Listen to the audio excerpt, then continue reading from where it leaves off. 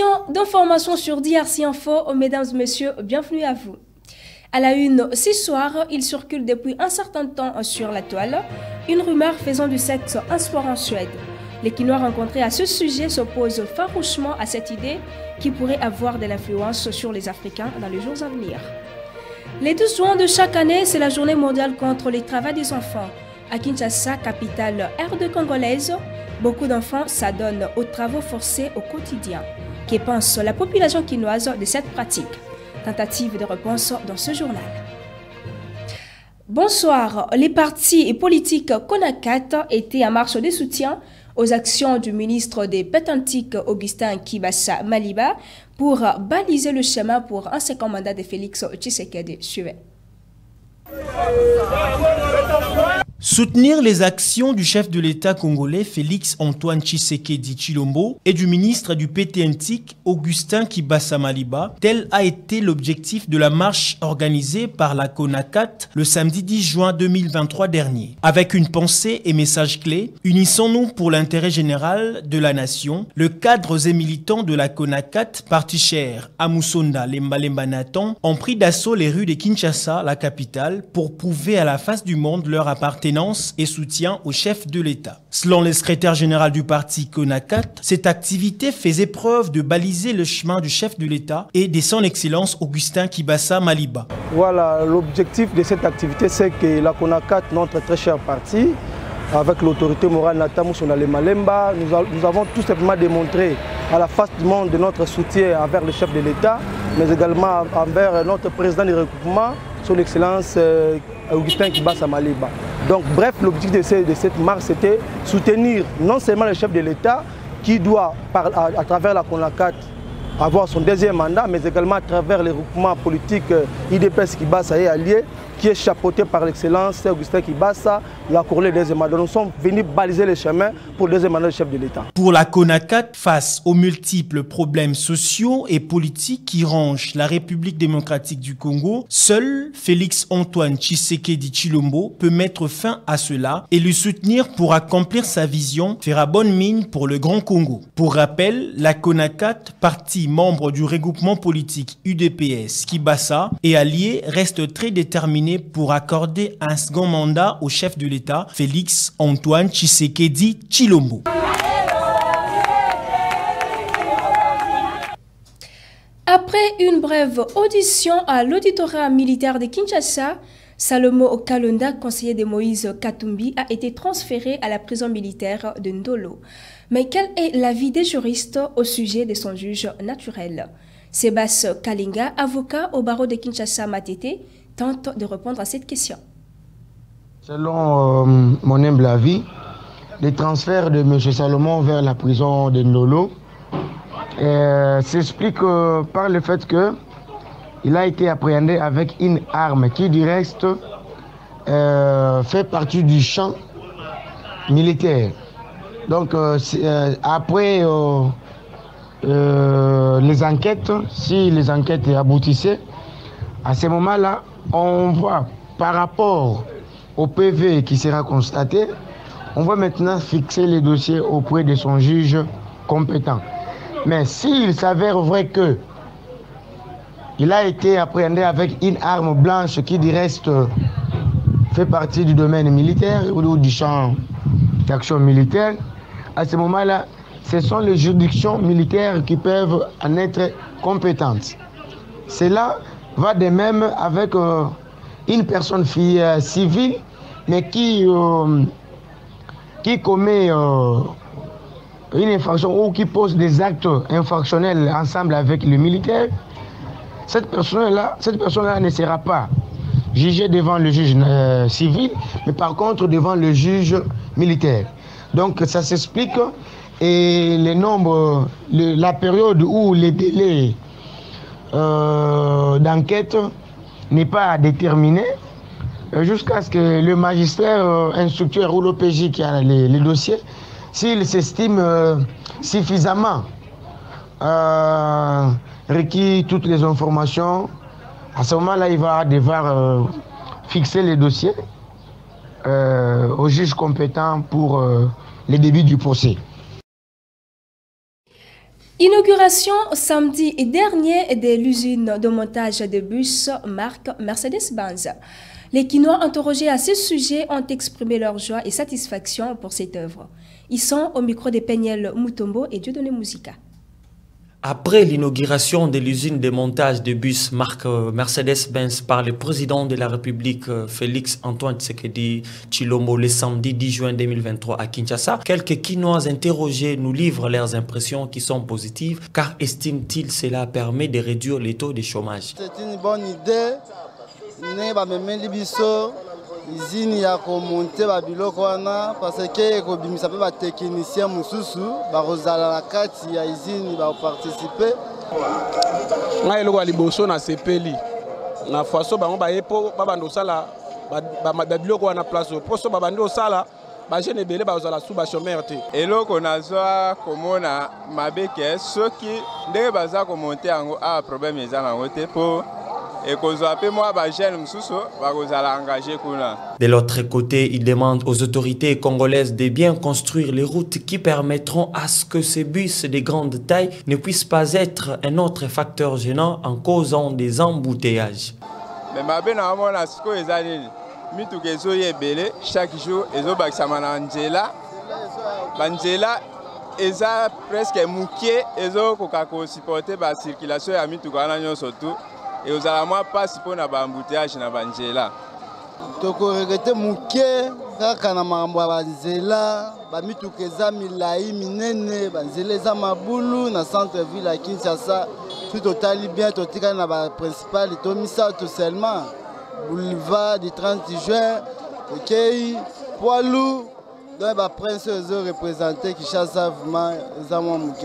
Eza na ngope moi mabe po anini po talanzela ndenge ezali zeleza kotoboka banzeleza nango so ebele te tango siko bakoyo bakise biloko ndenge wana sike yaluka siko ba embouteillage makasi mais eloko na eza nango mabete mais basala kaka des fois que non avant batia yango na nzela babongisa na banzela so babongisi banzela là ekoleka nango bien. Signalons que c'est 31 ans après que la République démocratique du Congo renoue avec la construction automobile et ceci ressort de la volonté du gouvernement congolais qui veut matérialiser la vision du chef de l'État. Le monde entier célèbre aujourd'hui la journée contre le travail des enfants. Pour cette année, le thème retenu est justice sociale pour tous, éliminant le travail des enfants. Herbie Joseph Tezo nous fait un aperçu général sur la situation des enfants en République démocratique du Congo, précisément dans l'Est. Suivez. Chaque enfant mérite d'avoir une enfance heureuse et insouciante. Malheureusement, des millions d'enfants dans le monde entier sont encore forcés de travailler dans des conditions inhumaines. En cette journée du 12 juin, une journée mondialement reconnue pour dénoncer et renoncer le travail des enfants, mettre fin à cette pratique inhumaine et offrir un avenir meilleur à tous les enfants du monde. Selon les Nations Unies, plus de 160 millions d'enfants dans le monde seraient contraints à travailler. Cela représente un total de 7% des enfants uniquement pour la région de l'Asie-Pacifique. Pour cette année, le thème mondial retenu est « Justice sociale pour tous », éliminant le travail des enfants. Un thème qui met en exergue la nécessité de continuer à améliorer l'accès à une éducation de qualité pour les enfants, mais également soutenir financièrement et moralement les enfants avec l'aide de travailleurs sociaux pour casser les cycles de pauvreté et endiguer le travail des enfants. Un cas similaire plus particulièrement en RDC où la nation est touchée par le travail des enfants dans l'extraction de minerais. Selon un rapport de l'ONU, on estime à plus de 40 000 enfants mineurs travaillant dans des mines artisanales pour extraire ces minéraux et dans le non-respect des droits de l'homme et du travail, sans équipement, dans des conditions dangereuses pour très peu d'argent. Parce que l'utilisation généralisée du travail des enfants dans l'extraction de minerais en RDC a des implications sur leur éducation et leur avenir, l'UNICEF travaille d'arrache-pied pour mettre fin au travail des enfants car ce dernier, c'est notre avenir et il est de notre devoir de protéger car le travail des enfants prive ces derniers de leur enfance, de leur potentiel et de leur dignité. Ainsi, laissons les enfants être enfants car c'est leur droit fondamental, parce que chaque enfant a le droit de grandir en toute sécurité, sans être exploités ou maltraités. Pour cette journée mondiale contre le travail des enfants, ensemble, disons tous non à cette pratique qui met en péril nos fils et filles. Quelques Congolais rencontrés dans les rues de Kinshasa fustigent la manière dont les enfants s'adonnent aux travaux forcés en RDC. Ils sont au micro de Béni Mukuna et Dieudonné Musica.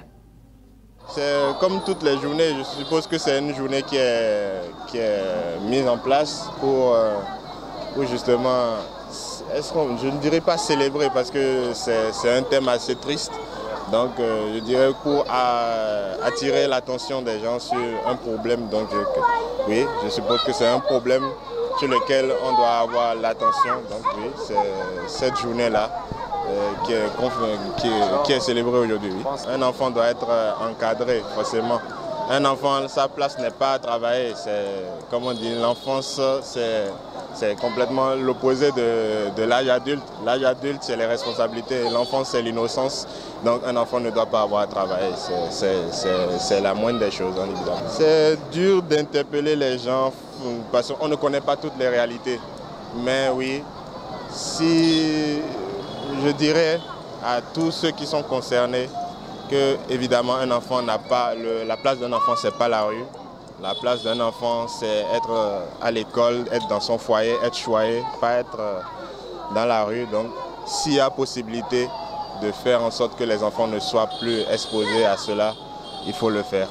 Tant que jeunes, et nous sommes tous passés par le banc de l'école, alors je pense que nous pouvons tous condamner cela, de voir comment est-ce que les enfants, nos jeunes frères, la plupart, 100% de nos enfants, la plupart sont exploités aujourd'hui par des travaux lourds. Moi, je vais directement m'adresser aux parents, parce que s'il faut dire, si on parle de l'autorité congolaise aujourd'hui, l'autorité en fait en soi a laissé la gratuité d'enseignement aujourd'hui. Donc moi, je vais parler aux parents.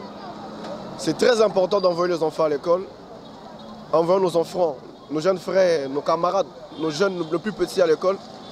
Au lieu aujourd'hui de ramasser, nous voyons par-ci par-là des enfants qui déambulent dans la rue, demander de l'argent et tout ça. Donc c'est pas propre. Au lieu de forcer son enfant à faire un travail dur, soit difficile, nous voyons des enfants qui vendent de l'eau, nous voyons des enfants qui font n'importe quoi.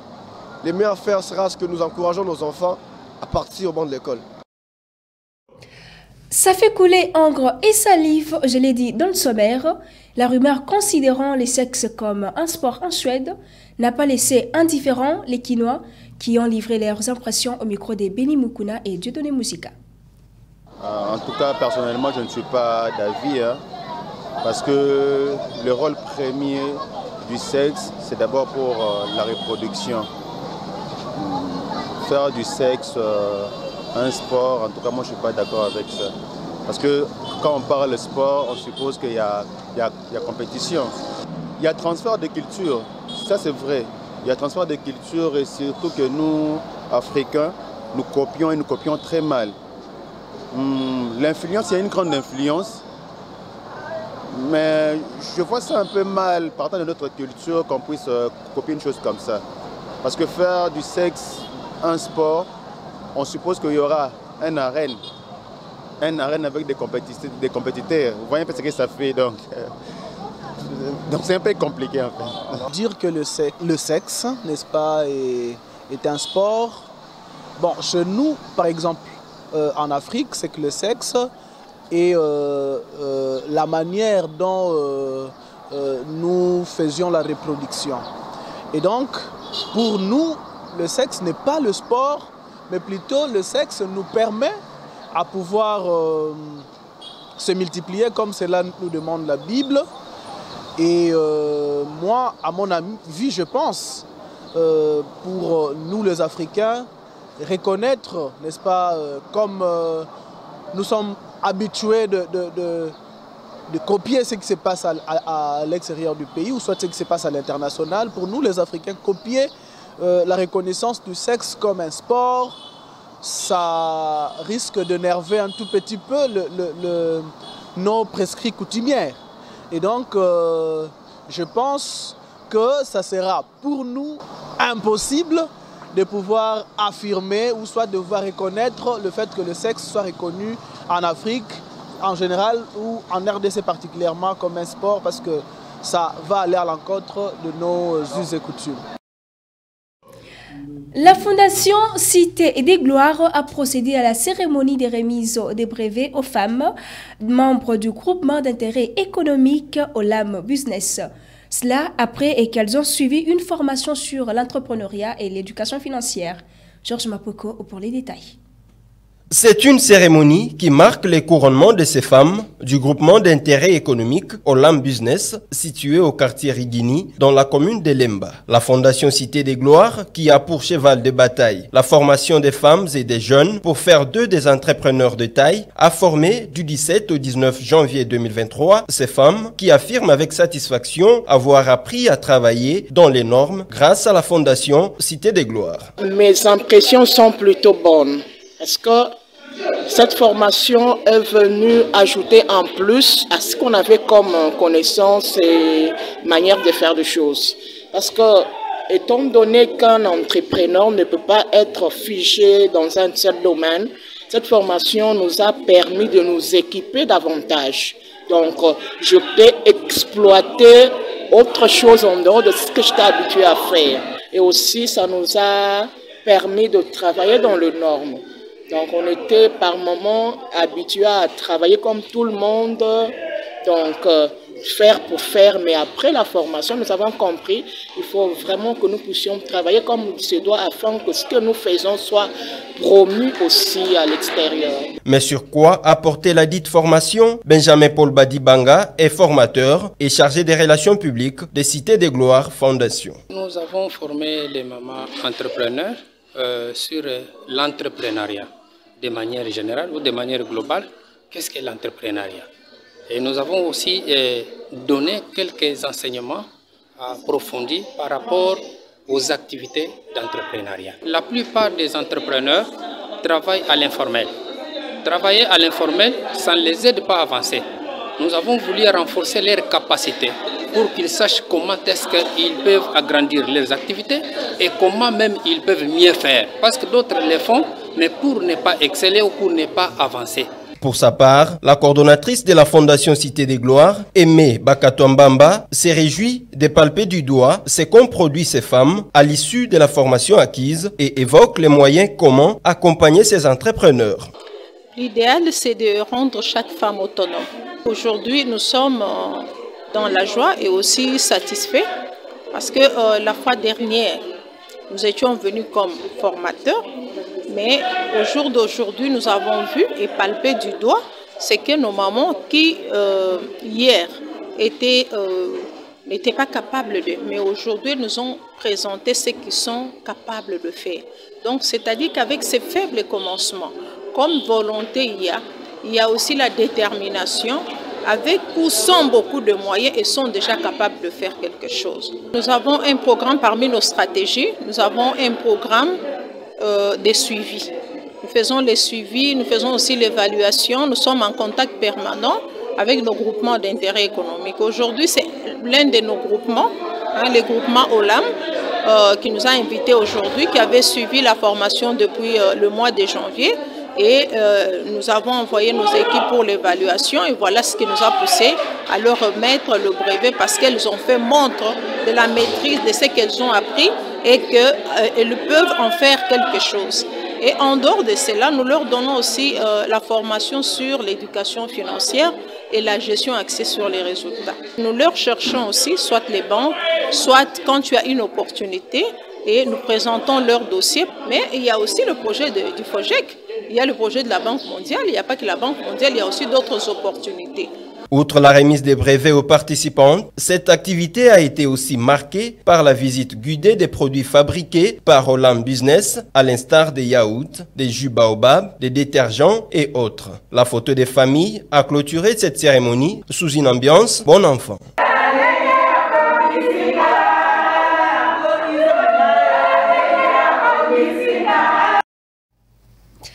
Parlons sport. À présent, les léopards de la République démocratique du Congo vont affronter mercredi 14 juin prochain les crânes de Lukanda à Douala au Cameroun, en amical en prévision de la 5e journée des éliminatoires de la CAN Côte d'Ivoire 2023. Eflek Fumunani. Les léopards de la RDC affronteront en amical les crânes de l'Ouganda ce mercredi 14 juin à Douala au Cameroun. Question de se préparer pour la 5e journée des éliminatoires de la Coupe d'Afrique des Nations Côte d'Ivoire 2023. Les poulains de Sébastien Desabre ont débuté les entraînements depuis le 10 juin et l'équipe est déjà au grand complet avec les joueurs cadres, en l'occurrence le capitaine Chancel Mbemba, élu meilleur joueur africain en Ligue 1 française en 2023, Gaël Kakou, Meshak Elia, Bolingi Mpangi et tous les autres. Signalons que la RDC va jouer face au Gabon ce 18 juin au stade des rénovations de Franceville. Les Léopards se classent à la 4e position dans la poule I qui est conduite par le Gabon premier avec 7 points, suivi de l'équipe soudanaise 2e, 6 points et à la 3e position la Mauritanie avec 5 points. C'était là le reportage de Eflek Fumunani rendu par Georges Mapoko. Retenu parmi les infrastructures devant accueillir le 9e jeu de la francophonie, le stade des Martyrs continue de revêtir sa nouvelle robe. Un nouvel écran géant est arrivé samedi à Kinshasa pour la rénovation de cette infrastructure suivante. Le stade des Martyrs de la Pentecôte poursuit peu à peu sa transformation fulgurante. En effet, un lot important d'éléments constituant les tableaux d'affichage, communément appelés Macroix, a été livré ce samedi 10 juin par l'entreprise commise à l'exécution de ces travaux. Tout cet équipement a été réceptionné par Jonas Ngalamouloumé, directeur des cabinets du ministre François-Claude Kablou-Mwana Kabulo, qui, à son tour, a remis ses outils à Guylain Fimpa, l'administrateur général du stade des Martyrs de la Pentecôte. Nous sommes heureux de recevoir ce Macroix ainsi que les accessoires au nom de son Excellence, Monsieur le ministre des Sports et Loisirs de la République démocratique du Congo, François-Claude Kabulo-Mwana Kabulo. Comme vous le savez, il lutte contre l'impréparation et l'improvisation pour de recevoir ce type de Macroix. Et le stade de Martyrs va revêtir sa plus belle robe pour la fierté de toute une nation et des sports congolais en particulier. Du matériel Pempa neuf, dernière génération, aux standards internationaux avec accessoires, système de câblage et une vidéoprocesseur capable d'assurer l'alimentation des 4 écrans géants de 150 mètres carrés, en croix, Steve Condé, maître d'ouvrage. Ce nouvel écran répond-il aux standards FIFA? Bien sûr, bien sûr. C'est une question qui revient souvent. Bien sûr. Et je crois qu'on a déjà reçu de spécialistes de la francophonie et d'autres qui sont venus voir nos matériels. Nos équipements sont certifiés CE. C'est des matériels qui sont fabriqués pour l'Europe. Et moi-même, j'en vends. J'en ai aux États-Unis, sur Times Square. On a voulu retrouver la qualité la qualité sur la dimension. Celui-là, il est de 100. Celui qu'on met, il est de 120 mètres carrés. Il n'est pas de 158 mètres carrés. Il est de 120 mètres carrés. Ouais. Mais il est amplement suffisant pour faire mieux que celui-ci.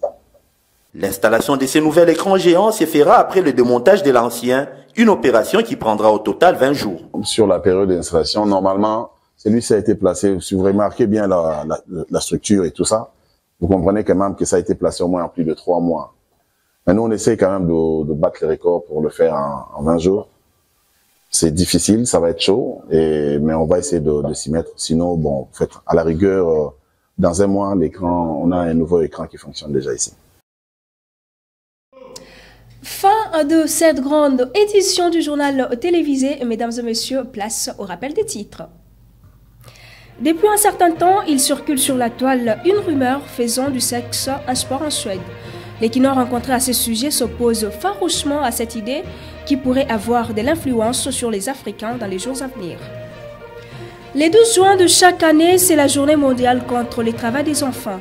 À Kinshasa, capitale RD congolaise, beaucoup d'enfants s'adonnent aux travaux forcés au quotidien. Que pense la population quinoise de cette pratique? Nous en avons parlé dans ce journal. Merci à vous tous de nous avoir suivis. Bonne suite de programme sur nos antennes. Au revoir.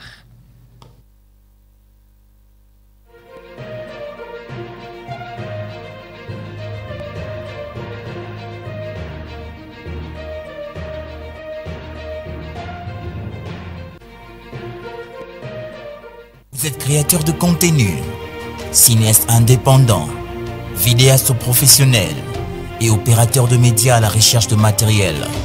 Ne cherchez plus loin. Chez DRC Info, Nous proposons une large gamme d'équipements vidéo professionnels à haute qualité. Nous sommes DRC Info, une entreprise de médias web et spécialisée en post-production, production d'événements, conférences, meetings, films, séries télé, documentaires, programmes télé et toutes sortes de vidéos selon la demande. Alors n'hésitez pas à nous contacter pour réaliser vos rêves. DRC Info, paix, justice et information.